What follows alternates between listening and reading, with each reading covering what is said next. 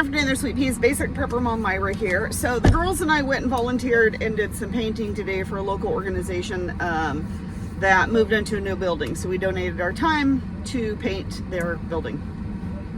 That's why I got paint all over me and look like this. Anyway, so a lot of people have been talking about a governmental shutdown. And what does that mean if we're talking about if the government does shut down? Well, basically that means that all government workers will be furloughed, sent home without pay.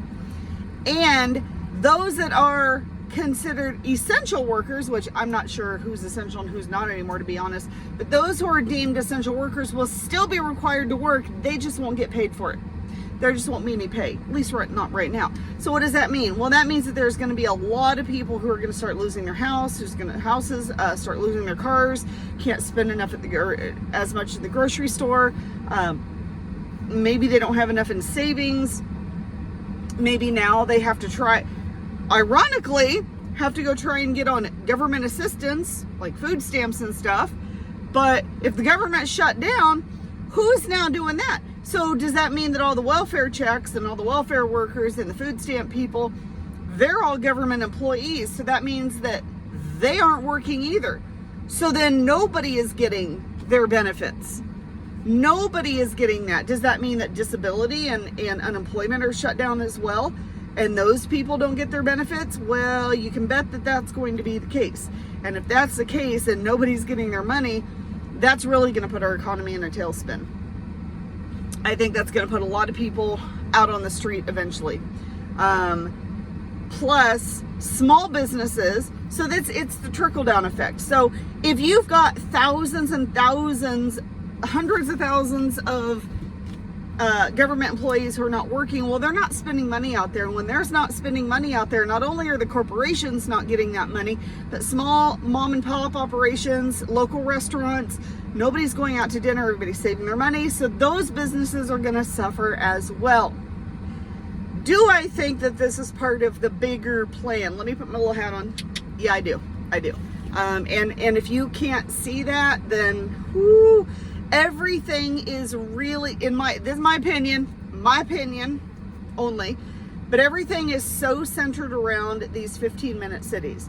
Everything is so centered around gathering people up and basically herding. That's what they're doing. They're herding and corralling people so that they don't have a choice. They have to live in these 15-minute cities because they don't have a choice. So I think what we're going to start seeing is not necessarily like luxury housing. I think it started out that way because we've got a couple of 15-minute cities in our area, and they're very much expensive luxury stuff. Like, there's no way I could afford to live there. Even if I wanted to, I couldn't afford to live there. The housing that they have, the housing complexes and the apartment complexes, I couldn't afford to live there. But here's what's going to happen. Within those 15-minute cities that have the luxury apartments and the luxury housing, there's going to be a component to that, and there already is in my county.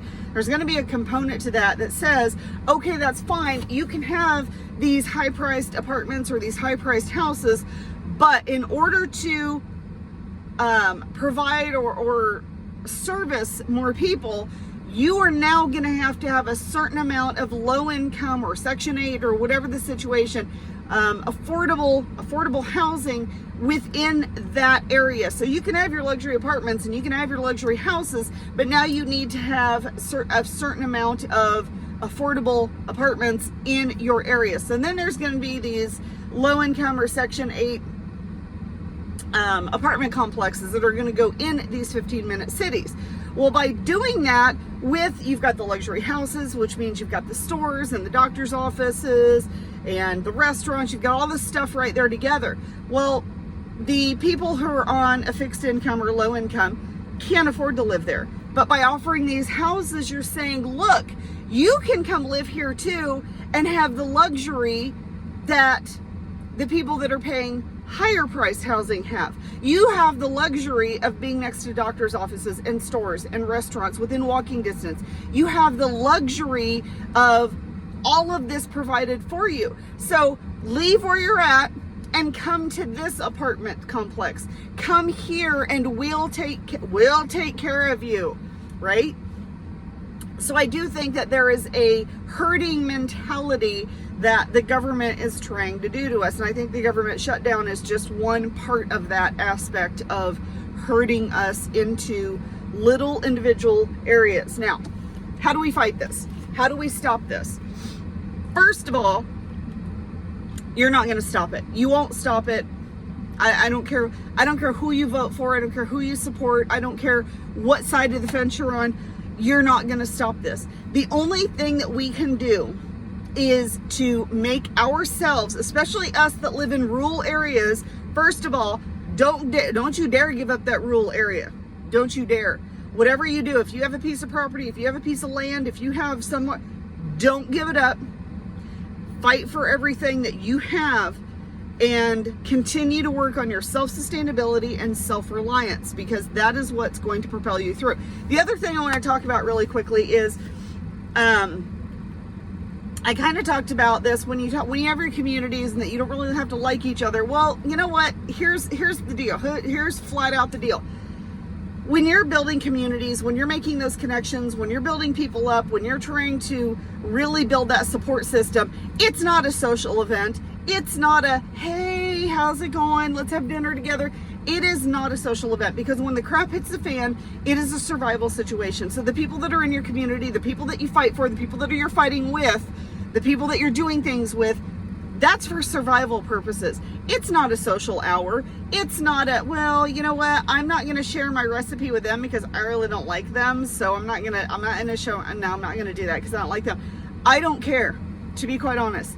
If you are like-minded in survival, then that's great. And if you've got something that I can gain from you and vice versa, if we can use each other, to make it sound very matter of fact, then that's exactly what we're doing. We don't have to like each other. We don't have to socialize. It is not a social hour, people, because you have to understand, when crap hits the fan, when you can't get food, when you can't get medication, when you can't go anywhere, when you can't do anything, you have to have your communities built up, because you're going to need stuff from those people, whatever it is. And you better have a varied people variety. There we go. Sorry. My brain, once again, is working too fast. Slow down, take a breath. You need to have a variety of people in your group, okay? Like I said, you don't have to like them. You don't have to be best friends with them. But they're going to be there for whatever you need, and you're going to be there for whatever they need. Because there is no lone wolfing it. I'm going to tell you right now, the people that think that they can lone wolf their way through are not going to be around for much longer. They're not going to be around very long. Sorry, not much longer. But if something happens, they're not going to have a long existence, because if they get sick, if they get hurt, if something happens to them, they've got no one else to turn to. They've got no one to help them. They've got no one to help their animals. They've got no one to help fix whatever.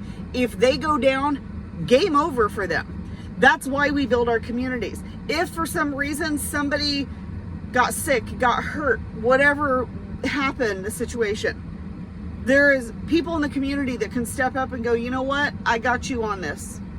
And just step in. We don't have to like each other. Just have to know what we're doing enough to help each other out to be able to survive. So that's what we talk about communities. It's not a social hour.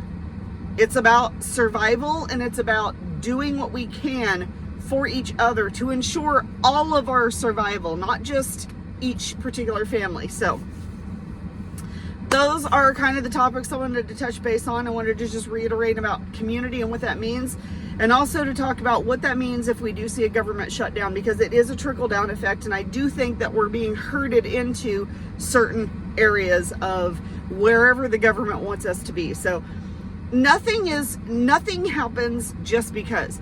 Everything happens for a reason, and I truly, honestly believe that there is somebody in wherever out there that's running the show, and they know exactly what they're doing and the steps to do it. The only thing that's going to put a hitch in their plans are people like us, who refuse to comply, who refuse to let go, who refuse to give in, and will continue to fight for what we have and our families.